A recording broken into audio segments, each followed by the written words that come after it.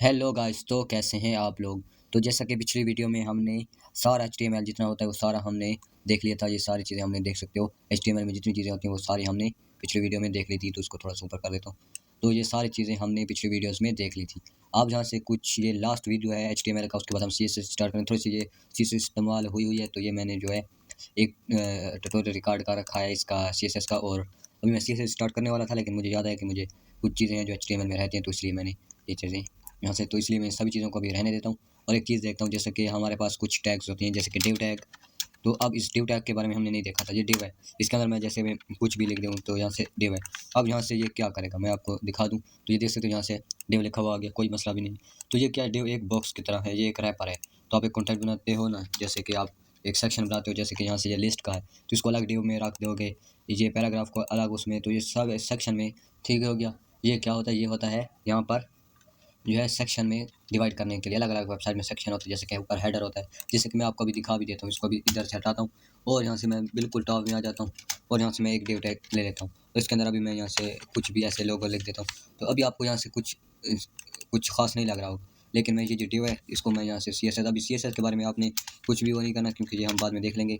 तो मैं इसकी वेट 100 VW करके यहाँ से इसकी मैं आपको दिखाता हूँ। हाइट 50 पिक्सल, कलर वो सॉरी यहाँ से कलर मैं आपको दिखा देता हूँ। यहाँ से वाइट कर देता हूँ इसका मैं, और यहाँ से बैकग्राउंड कलर यहाँ से मैं ब्लैक कर देता हूँ।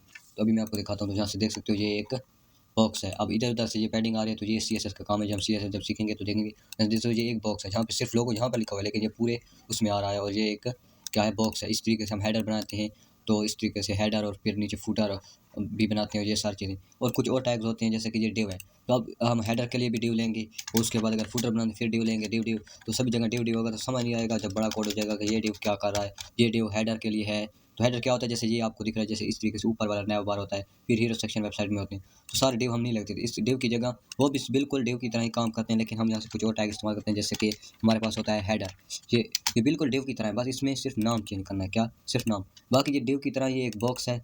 इसके अंदर हम सेक्शन जब अलग अलग बनाते हैं, जैसे मैंने आपको डिव का बताया, तो ये वही काम करते हैं। बस बात ये है कि इसका नाम चेंज, अब इससे पता चल रहा है कि ये ऊपर वाला हेडर की बात हो रही है। तो इसके अंदर हम लोगो और यहाँ से होम पेज और जो पेजेस होते हैं, तो वो हम यहाँ से इसके अंदर जो है, जो नीचे हमने ये दिखाया था ना href, यहाँ से इस तरीके से ये बना के हम ये एक वो बना सकते हैं। तो अब इससे साफ पता चल रहा है कि ये क्या है, ये एक हेडर है।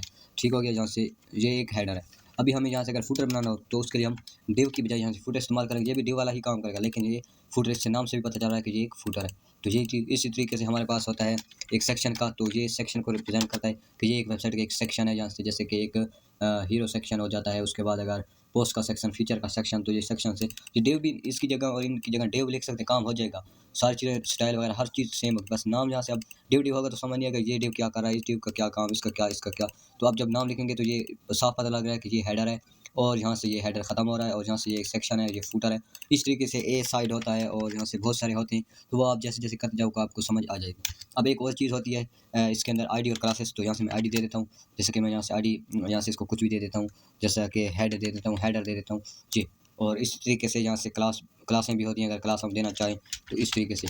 तो कुछ भी यहाँ से ABC या कुछ भी क्लास आप दे सकते हो। अब एक चीज़ ध्यान रखना कि अब इसकी आईडी हेडर एक को दे दी, अब दूसरा सेक्शन है, अगर इसको मैं आईडी देना चाहता हूँ तो इसको मैं हेडर नहीं दे सकता।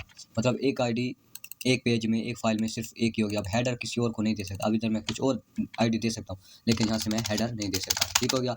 और क्लास जो है, क्लास ABC इसको दी है, इसको भी मैं ABC क्लास वही दे सकता हूँ, बाकी सभी को। तो ये तो थे बेसिक। अब यहाँ से HTML हमारा कंप्लीट हो चुका है, और हम अगली वीडियो में CSS देखेंगे। CSS का एक लेक्चर तो मैंने रिकॉर्ड कर रखा है, और आगे से शुरू करेंगे। तो चलो मिलते हैं अगले वीडियो में।